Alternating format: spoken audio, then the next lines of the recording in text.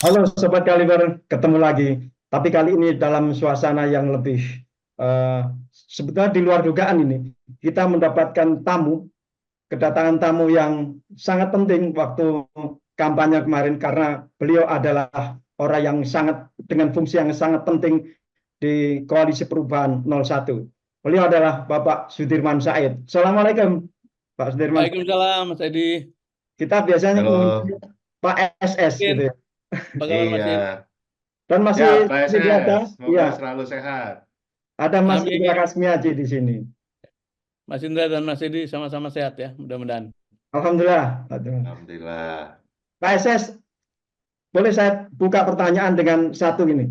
Kenapa waktu menjelang pengumuman KPU tentang pemenang pemilu itu, Pak SS sudah nggak pernah kelihatan lagi? Oh, karena kan memang sejak eh, selesai 14 Februari ya, kemudian diputuskanlah bahwa tim hukum yang akan ada di depan untuk melakukan apa tindakan-tindakan atau upaya-upaya hukum. Jadi sejak itu memang boleh dibilang yang paling diberi peran atau yang layaknya diberi peran adalah tim hukum, karena itu kami mendukung dari belakang sampai akhirnya kan proses di MK, dan kemudian tentu saja konsekuensinya dalam proses yang sangat cepat itu setelah MK ya KPU. Jadi eh, memang ada pergeseran peran yang eh, saya kira orang semua mengerti lah. Iya, Mas Indra, Yang ya, ini yang menarik nih, Pak SS, baru kemarin atau 2 hari yang lalu ya. Ada berita pernyataan dari salah satu ketua relawan nih, sahabat saya, Daeng Ramli Rahim, yang Oh, yang Ramli, cukup Ramli Makassar ya. Ramli Makassar nih, yang apa? Statementnya cukup menohok nih, mengatakan loh, yang bikin kalah 01 itu karena ada orang-orang di sekitar Pak Anies yang memisahkan Sudirman Said dengan Anies Baswedan. Tanggapannya, Pak? Itu anu ya kita hargai, kita hormati pandangan setiap orang, tapi menurut saya agak berlebihan karena eh, apa seolah-olah saya dalam posisi yang begitu penting, padahal sebetulnya kita sama-sama saja.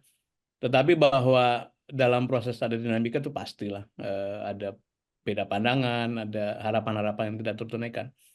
Yang sejak dulu anak-anak muda dan para relawan concern memang adalah eh, apa suasana tim yang memang tim resmi ya, yang seperti tidak tidak punya apa dorongan untuk membuat lebih kohesif, lebih kompak, lebih itu terasa. Tapi ini kerja besar, saya selalu mengatakan begitu. Tidak bisa baris berbarisan seperti, mohon maaf, seperti prajurit yang rapi begitu ya. Ini kerja kolosal yang memerlukan inisiatif dari banyak orang, dan masing-masing boleh berkreasi. Dan ini kan kerja kerelawanan. Saya dulu awal mengatakan pada Timnas, ada beda antara ketua dan kepala. Kepala itu punya budget, punya otoritas formal, punya hak untuk mengangkat, memberhentikan orang, punya dasar eh, hukum untuk membentuknya. Tapi ketua itu eh, istilahnya satu di antara yang ada, primus inter pares. Jadi tugas ketua itu memfasilitasi, karena apa? Masing-masing elemen pada waktu itu kan sudah berjalan, dan tidak mudah untuk tiba-tiba mengendalikan dalam satu komando seperti eh, seperti suasana di ketentaraan lah. Jadi itu yang mungkin membuat sejumlah teman-teman seperti ada yang kurang nyaman, dan akhirnya muncul mungkin pandangan-pandangan seperti itu. Tapi saya kira kalau dikatakan karena perpisah eh, agak berlebihan. Oke. Tentu saja eh, sejumlah teman-teman yang merasa ide-ide awalnya itu tidak diakomodasi, ada sejumlah kekecewaan. Tapi itulah namanya bertanding ya. Ada kalah, ada menang, dan ada yang puas, ada yang tidak. Gitu, Mas. Ya, masih menyambung pertanyaan Mas Indra. Pak SS selama ini merasa nggak ada yang berusaha memisahkan Pak SS dengan Pak Anies? Itu hanya Gusti Allah yang Maha Tahu lah. Tapi saya terus terang aja prihatin dengan apa ya. eh, Sebetulnya bukan hanya saya, tapi banyak orang-orang ikhlas, orang-orang tulus yang betul-betul sungguh-sungguh bekerja itu eh, merasakan apa yang dikatakan oleh Ramli tadi. Jadi menurut saya itu bisa jadi soal utamanya di sana. Ya. Soal utamanya karena ada orang-orang yang semestinya bisa lebih luas melihat lapangan. Jadi kalau orang lebih luas lihat lapangan itu kan tidak ada kompetisi dalam tim. Adanya itu betul-betul semua ingin menyumbangkan yang terbaik. Dan menurut saya itu harus jadi evaluasi. Dan saya sudah menyampaikan mudah-mudahan dalam proses selama 2 tahun terakhir ini ada pembelajaran yang bisa menjaga kelurusan niat kita, karena perjuangan seperti kemarin itu Mas Din dan Mas Edi hanya mungkin dimenangkan dengan kelurusan niat, kelurusan hati, kelapangan hati. Kalau niatnya belok-belok, kemudian barisannya tidak rapi, ya memang berat. Eh, jangankan jangankan tidak rapi, rapi saja kita mengalami berat sekali kan. Ya. Tapi ternyata ada Pak yang bisa mengalahkan ketulusan hati, Pak. Yaitu bansos. Ya itu disebut sebagai kenyataan politik ya, dan menurut saya tidak boleh kita berhenti hanya gara-gara ini. Saya melihat Ya, pemilu ini kan siklus 5 tahunan saja, tetapi ya namanya pikiran-pikiran baik untuk menata negara, untuk meluruskan kembali jalannya kehidupan bangsa itu nggak boleh berhenti. Hari ini kita menghadapi kenyataan yang sangat pahit, bahwa ternyata ide, ketulusan tadi, kerja keras, kreativitas itu dengan mudah dikalahkan oleh hal-hal yang sifatnya eh, apa sifatnya teknis. Meskipun mungkin bagi banyak orang tuh itu sesuatu yang penting, tapi dalam urusan bernegara ini kan itu eh, sangat memprihatinkan bahwa kita akhirnya harus mengakui kenyataan ini. Ya, Pak SS, bentar lagi kan ada pilkada ini, pilkada serentak, dan nama Pak Anies Baswedan itu disebut-sebut akan maju lagi di pilkada Jakarta. Menurut tanggapan Pak SS gimana? Ya, setiap orang punya hak politik ya, punya aspirasi politik, dan kalau arahnya ke sana kita hargai saja. Cuman sejumlah teman-teman yang senior melihatnya eh, beliau ini kan sudah ada dalam level nasional. Jadi mungkin baik kalau tetap menjaga konstituen itu, karena eh, para relawan, para pejuang perubahan, para aktivis-aktivis yang selama ini bergerak mengharapkan perubahan juga butuh ada leadership gitu. Jadi, tapi sekali lagi itu hak masing-masing untuk memikirkan next step-nya mau kemana. Dan Pak Anies sudah dalam jalur politik yang eh, pada galibnya ya akan terus berada di sana, di jalur itu. Kalau di level nasional, misalnya Pak Anies itu bergabung dengan pemerintahan nanti masuk ke kabinet, kira-kira gimana Pak SS? Sejak 2019 kan saya ikut dalam tim inti ya. Pada waktu Pak Prabowo berkompetisi dengan Pak Jokowi juga saya ikut di sana, dan sewaktu saya punya pandangan di dalam kompetisi itu para pemimpin politiknya, apalagi para jagoannya yang bertanding itu sebaiknya konsisten dengan pilihan sikapnya, yaitu eh, yang menang itu diberi kesempatan pemerintah memimpin negara ini secara formal, yang kalah sebaiknya menjadi penyeimbang, karena pemerintah tanpa keseimbangan juga akan berbahaya bagi pemerintah itu sendiri. Jadi terhadap hal ini juga kita sudah mengatakan sejak lama, sebaiknya para pemimpin politik itu tetap ada di jalurnya menjaga konstituen, bahwa para teknokratnya, orang-orang memang profesional di belakang itu mau diambil oleh pemerintah itu silakan, tapi para pemimpin politiknya sih sebaiknya menjaga konstituen dengan menjaga harapan bahwa agenda itu belum selesai gitu. Dan karena itu nanti dinamikanya pemerintah menjadi lebih baik. Ada pihak-pihak yang di luar yang terus-menerus memberikan koreksi, memberikan reminder, mengingatkan apa yang mesti dikerjakan. Jadi meskipun demikian, kembali pada arah politik masing-masing individu, saya tidak bisa mengatakan apa-apa. Jadi kita hormati pilihannya beliau nanti. Ya. Sebetulnya Mas Edi itu ada pertanyaan di balik pertanyaan itu, Pak. Ya mungkin ragu-ragu. Sebetulnya Gimana tuh, Mas? pertanyaan Mas Edi itu, kalau Pak Anies maju Pilkada Jakarta, Pak SS masih jadi tim ses nggak kan? Bisa reuni kita. Itu sebetulnya pertanyaannya. Ya kan tiap-tiap perjuangan tuh ada babnya kan. Bab Pilpres selesai sudah tutup Ya, gitu. Nanti kita lihat ya. seperti apa. Medannya seperti apa, konstelasi seperti apa, tapi apa namanya? Saya belum memutuskan apapun karena kan perlu jeda sedikit ya, perlu nata-nata urusan pribadi, urusan penghidupan juga tuh Mas, kan kita juga perlu hidup. Betul. Jadi ini kita lihat lah. Kita pengorbanannya sangat besar nih pada perjuangan kemarin ya kan begitu. Iya. Tapi ini Pak, secara objektif ya Pak SS, kita mau evaluasi nih kan gitu. Iya. Perjalanan baik sebelum timnas terbentuk, artinya kita mengusung sosok seorang Anies Baswedan.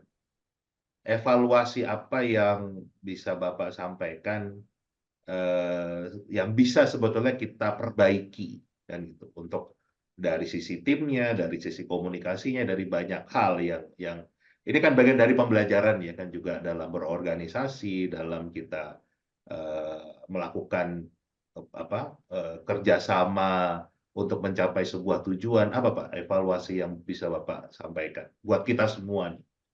Iya. Menurut saya paling mendasar adalah soal tadi kembali ke lurusan niat kita mau apa, karena perjuangan kemarin itu mau siapapun yang menghadapi, kita boleh kalah boleh menang, tapi menang dengan dignity itu penting sekali. Kalah dengan dignity itu penting sekali. Menang walaupun mereka mengatakan nggak penting soal kehormatan, yang penting menang gitu. Menang dengan curang juga nggak apa-apa. Tapi saya kira itu pandangan yang ya boleh aja orang punya pandangan begitu. Tapi kalau negara ini diurus dengan cara begitu, ya lama-lama hancur. Jadi kalau menurut saya yang paling penting untuk kita renungi, kita evaluasi baik-baik adalah apakah dalam perjalanan kemarin itu kita masih terus-menerus menjaga aspek moral. Aspek moral itu misalnya rasa syukur.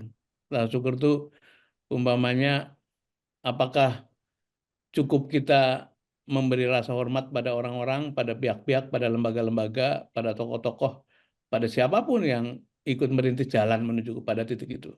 Karena bagi saya, kalau Pak Surya, Pak Muhaimin, Pak Prabowo, Pak Ganjar itu kan memang tuan rumah, dia punya partai ya. Jadi wajar kalau kemudian diangkat begitu rupa itu. Tapi orang seperti Anies itu betul-betul janjinya dulu hanya mau mengetengahkan moralitas publik gitu. Karena itu kemudian partai tertarik untuk mendukung, sejumlah pihak tertarik untuk mendukung, kemudian para relawan bergerak begitu rupa gitu. Nah, kalau boleh dievaluasi, barangkali itu perlu direnungkan apakah itu yang terus menjadi pegangan, karena sebetulnya tindakan-tindakan atau langkah-langkah yang kemudian dianggap kayak tadi letupan-letupan komentar teman-teman kita itu bagian dari itu gitu. Jadi apresiasi pada orang-orang yang pernah berbuat bersama-sama sejak dulu, bukan itu menjadi concern selalu. Dan menurut saya satu dan lain hal itu menjadi bagian dari saya sebutnya berkah langit. Dan saya katakan dalam berbagai forum-forum bahwa rasa syukur, rasa berterima kasih pada lingkungan, pada alam semesta, pada Tuhan itu harus terus dijaga, karena hanya dengan itulah kita sampai. Dan refleksi dari rasa syukur itu kita bergerak, kita bertindak, kita menata barisan sesuai dengan apa-apa yang menjadi amanah dari rekan-rekan itu. Yang lain-lain teknis saja, Mas. Artinya timing orang, keputusan, strategi itu hanya teknis yang merupakan refleksi dari suasana hati itu. Kalau suasana hati kita bening, bersih, insya Allah akan selalu dibukakan langkah-langkah atau jalan-jalan yang kita tidak pernah sangka. Itu yang saya ingin pesankan saya kira pada semuanya ya, bukan pada hanya Pak Anies, tapi semuanya. Ya, setelah putusan MK kemarin dibacakan, apakah PSS sudah memberikan ucapan selamat pada Pak Prabowo dan Gibran? Barangkali yang pas kan Pak Anies ya. Saya sudah lama kan menyampaikan bahwa setelah MK nanti memutuskan, kita segera move on. Siapapun yang menang ya kita beri selamat untuk pemerintah. Yang kalah menjadi penyimbang. Dan Pak Anies sudah melakukan itu, Pak Muhaimin sudah melakukan itu. Jadi yang pas memang beliau-beliau. Saya sudah menyampaikan pesan pada keduanya, Pak Muhaimin dan Pak Anies. Pak Anies dan Muhaimin untuk saya menyampaikan selamat karena telah dipilih oleh Tuhan untuk menjadi orang yang bertanding sampai level ini. Dan kembali saya mengajak untuk melakukan refleksi apa-apa yang menjadi pembelajaran untuk perjuangan-perjuangan ke depan. Gitu Mas Edi. Ya, Mas Indra silakan. Ya, sekarang kita bicara tentang para relawan nih, Pak SS. Para relawan ini kan, kalau tadi bahasanya Pak SS itu untuk move on, terus terang agak berat nih Pak, karena apapun keputusan yang memang sudah ada, tapi masih ada yang ganjel. Karena betul-betul lah nggak untuk cuman sekedar menerima itu pasti para relawan yang mengharapkan perubahan ya.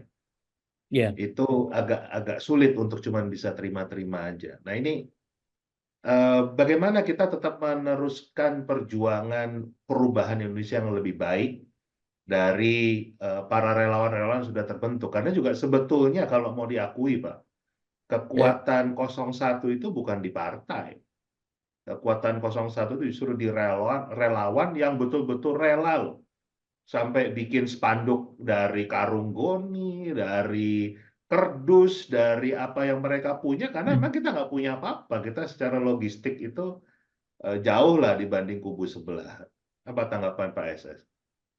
Iya, sangat bisa dimengerti kalau sebagian teman-teman relawan, para penggerak itu masih belum bisa menerima sepenuhnya ya. Itu namanya kan sebagian dari mereka ya kita lah bekerja dengan hati kan, kalau tidak mudah untuk dibelokkan begitu saja. Tapi begini mungkin benar sekali bahwa ini adalah kolaborasi antara partai dan kelompok relawan. Partai punya peran penting untuk memberikan otoritas formal, memberikan dukungan secara formal. Relawan menjadi pihak yang menggelorakan perjuangan di lapangan dan mendorong berbagai inisiatif kreatif tadi. Yang kita harus fair kan begini ya. Bagaimanapun para relawan adalah individu-individu yang hidupnya masing-masing punya agenda, punya tantangan, punya kebutuhan. Jadi tidak mungkin bertahun-tahun terus ada di lapangan untuk mendukung kandidatnya.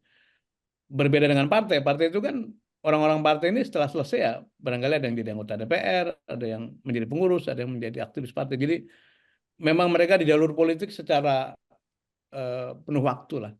Nah relawan ini kan ada pedagang, ada barangkali ada PNS, ada pegawai perusahaan, ada juga orang-orang profesional. Jadi yang saya katakan move on itu kita mengerti ada kekecewaan, tetapi harus disadari bahwa proses pemilu ini hanya siklus 5 tahunan. Setelah itu kita akan kembali normal kepada kehidupan masing-masing. Jadi tidak boleh kita terus tenggelam dalam kesedihan atau kemuraman seolah-olah ini segala-galanya.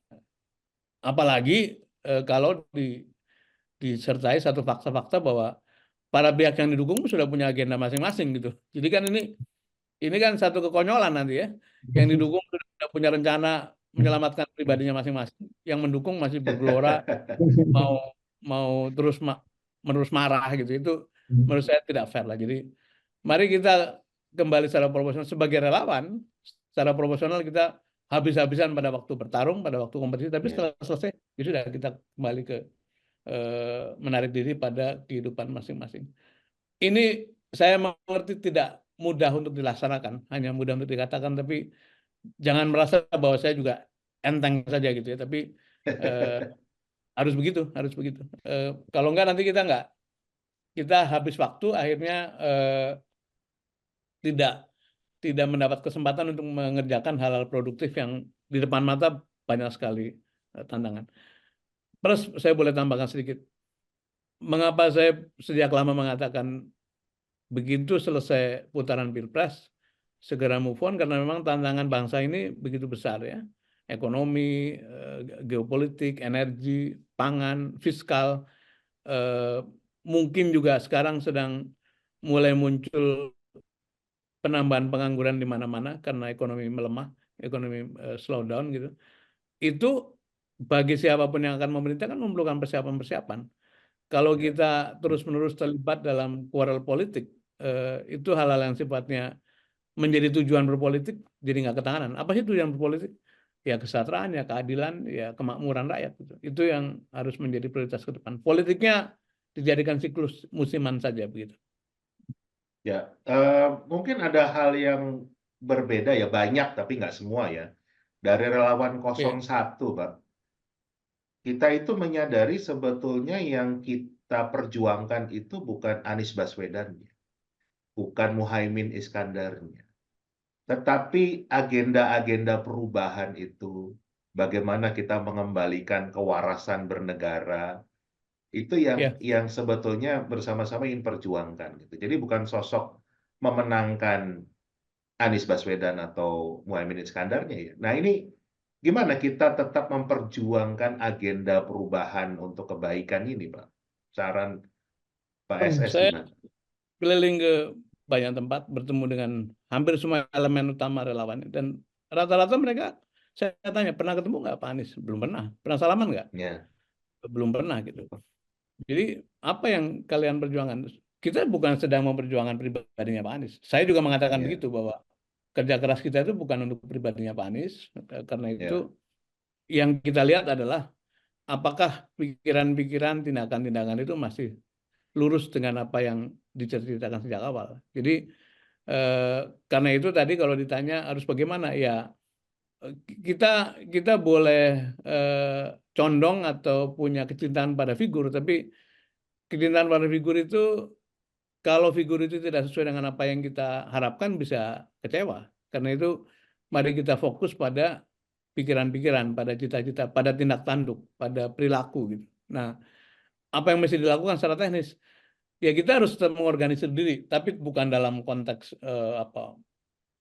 terus-menerus memprotes keadaannya, tapi lebih pada, ayo apa yang, kan masing-masing punya minat. Sudah ada pedagang pasar tentu saja punya minat mengembangkan usahanya di pasar, para guru, para profesional tentu di bidang profesinya masing-masing. Jadi dengan itu maka kita akan tersambung terus-menerus dalam satu link seperti kita sekarang ini, dan figurnya boleh berganti, tapi yang tadi Mas Ian katakan, sesungguhnya kita itu bekerja keras kemarin untuk meluruskan kembali jalannya kehidupan bernegara dan berbangsa, dan menurut saya sudah kita kita berikan kepercayaan atau harapan kepada pemerintah mendatang yang memimpin di struktur. Nah, kita ada di luar yang terus-menerus untuk memberikan ingatan atau reminder kepada pemerintah mendatang. Bila nanti dalam peran-peran ke depan orang seperti Mas In, Mas Edi itu diberi tugas untuk sesuatu yang kiranya cocok untuk background dan juga minat, saya kira baik aja. Tapi sekali lagi, para pemimpin politik itu kan itu figur ya yang ditungguin sikapnya. Itu sebaiknya sih tetap menjaga konstituen. Ya, kalau belajar dari periode kemarin tuh membuat polarisasi masyarakat kita ini ya, terus terpecah belah menjadi dua bagian yang saling berhadapan-hadapan. Kan bisa saja itu terulang lagi pada periode sekarang ini. Orang-orang masyarakat yang masih tetap bertahan kepengen ada perubahan, tetapi yang yang di seberang sana itu tetap pingin figur idolanya gitu, figur pujaannya tuh masih tetap memimpin dengan smooth gitu ya, tanpa gangguan, tanpa tanpa kritikan macam-macam gitu. Ini kan ada benturan-benturan lagi nanti. Nah, yang kalau misalnya yang pro pemerintah itu gampang. Kalau misalnya yang di pusat pemerintahan yang di istana ngomong diam gitu, diam boleh. Ini ada yang memimpin, ada dirijennya. Tetapi kalau yang masyarakat menghendaki perubahan, sekarang kita kehilangan dirijen gitu. Menurut Pak SS itu dirijen, orang-orang yang menghendaki perubahan itu siapa figur yang tepatnya sekarang ini nanti? Kalau dalam teori kepemimpinan itu ada otoritas formal, ada wibawa gitu. Dan tadi pemerintah yang dalam struktur formal akan menggunakan kekuasaan untuk memimpin, menggerakkan, dan benar sekali mungkin lebih sederhana.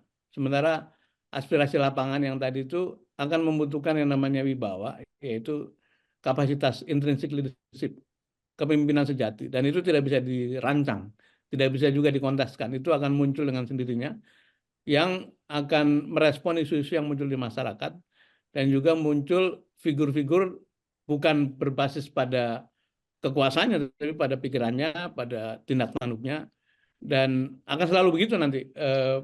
Setelah ini juga akan terjadi satu seleksi alam, di mana para pemimpin formal akan masuk ke dalam posisinya masing-masing, tapi para pemimpin yang basisnya Informal. adalah kewibawaan, pikiran, nurani itu akan muncul juga. Jadi sekarang ini boleh dibilang harus sabar melihat transisi. Setelah semua settle barangkali bisa terlihat siapa yang betul-betul bisa memberikan true leadership, kepemimpinan sejati, siapa yang hanya mengandalkan formalitas.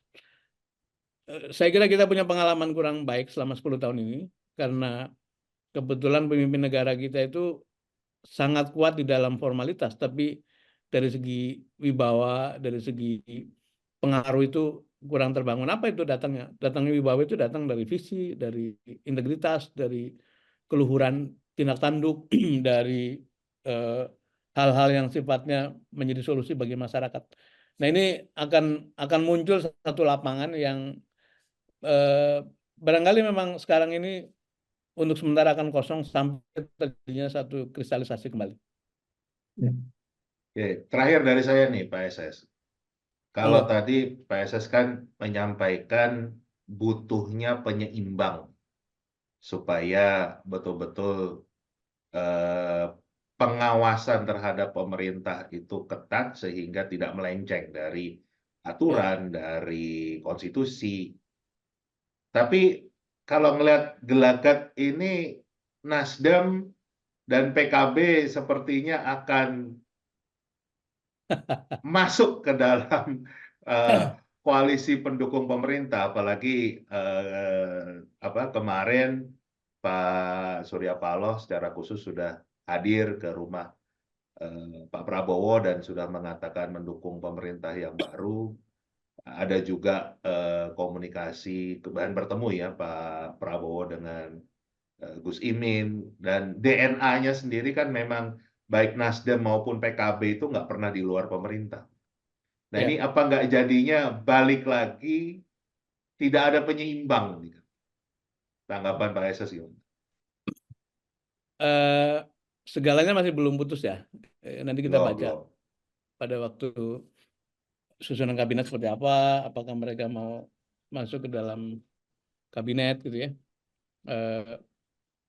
Kemudian apakah betul-betul Nasdem dan PKB akan bergabung dengan pemerintah, kita belum tahu. Tetapi yang kita apresiasi adalah memang sekarang ini suasana fear, suasana ketakutan itu cukup merata, Mas. Jadi wajar kalau pada tahap ini orang seperti tidak ingin ngambil risiko. Nah, nanti kita lihat konklusinya seperti apa. Tetapi akan selalu muncul orang-orang yang kepeduliannya tetap setia pada menjaga sehatnya demokrasi, menjaga keseimbangan, menjaga check and balance gitu. Dan sebetulnya bagi Pak Prabowo sendiri yang akan memimpin negara dalam 5 tahun ke depan, perlu instrumen-instrumen pengendali supaya beliau ini bisa ibaratnya mengendalikan kendaraannya bernama pemerintah Indonesia itu dengan lebih proper. Jadi selalu saya katakan ibarat mobil itu beliau perlu rem, perlu spion, perlu speedometer yang memberi penanda soal suhu kendaraan, soal bahan bakar dan sebagainya gitu. Perlu wiper yang kalau ada halangan bisa membersihkan kaca. Jadi ini semua adalah instrumen pengendali, instrumen penyimbang yang diperlukan oleh siapapun. Jadi kalau aspirasinya adalah ingin mengajak seluruhnya masuk dalam pemerintah, itu akan muncul pemerintah sangat gemuk, sangat obesitas gitu. Tapi kemudian tidak ada bagi siapapun yang memimpin juga ada resiko. Harus diingat bahwa keadaan yang menuju pada keadaan sekarang ini karena terlalu kuatnya, terlalu dominannya pemerintah, sehingga tidak ada aspek-aspek kontrol yang berjalan di parlemen. Dan saya kira para petinggi politik suatu hari akan diberi wisdom, diberi petunjuk oleh Tuhan, Allah Subhanahu wa Ta'ala, bahwa ada peran-peran di luar peran pemerintahan yang juga penting untuk dilaksanakan. Ya, itu tadi Ya, terima kasih. terakhir dari Mas Indra. Sekarang saya yang tanya terakhir nih. Monggo, Mas Edi. Pak SS sama Pak Prabowo kan saling mengenal dengan baik sudah. Nah ini pertanyaan dari teman-teman. Sebenarnya pertanyaan saya juga, tapi ya kamuflase teman-teman. Kalau misalnya Pak Anies tidak ditawari masuk kabinet, pemerintahan Pak Prabowo itu ya udahlah nggak ngambil Pak Anies. Tapi tiba-tiba Pak Prabowo menelpon Pak SS untuk diajak masuk ke kabinet. Kira-kira diterima atau enggak? Ya kalau Pak Anies jangan ditawari, apalagi saya kan. Enggak, saya rasa jangan berspekulasi, tapi saya sudah mengambil sikap begitu. Saya sudah menyatakan dalam berbagai forum, kalau yang masuk pemerintahan dalam tim kabinet sebaiknya dari partai-partai yang ikut berjuang. Ya. Itu penting untuk dijaga begitu, karena kan kepada mereka juga perlu diberikan satu apresiasi kan.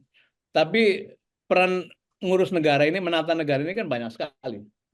Kalau pemerintahan sebaiknya betul-betul menjadi domainnya kemarin yang bersama koalisi itu. Nata negara ini kan banyak sekali. Saya sebutkan di berbagai forum. Memperkuat BPK itu bagian dari nata negara, memperkuat KPK bagian dari negara, menyebarkan para pemimpin lokal supaya daerah itu kuat, itu juga bagian dari menata negara.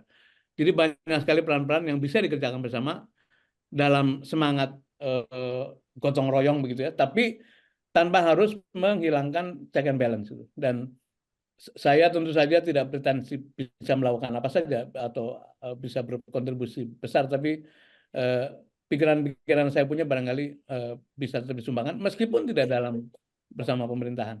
Dan hubungan saya dengan teman-teman di 02 juga baik, dengan teman-teman di sekitar Pak Prabowo sangat baik. Tetap ngobrol, sekali lagi menyumbang, membantu pemerintah ke depan, tidak harus menjadi bagian dari pemerintah ke depan. Ya, baik. Terima kasih.